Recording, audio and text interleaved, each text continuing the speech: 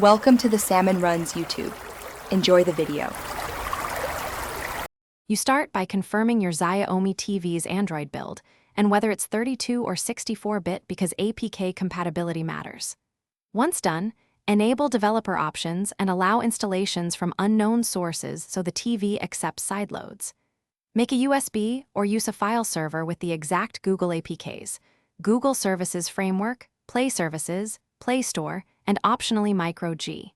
Do this now. It prevents version mismatches and saves time during installation. Next, transfer the APKs to the TV and open them with a simple file manager or the Downloader app. Install in the correct order: Google Services Framework first, then Play Services, and finally the Play Store. This order ensures dependencies register correctly. After each install, make sure permissions are granted. Once all are installed, reboot the TV to finalize registration. Then open Play Store and sign in. If you see errors, wait a minute and allow background registration to finish before finally launch the Play Store. Let it update Google Play Services and install the apps you need.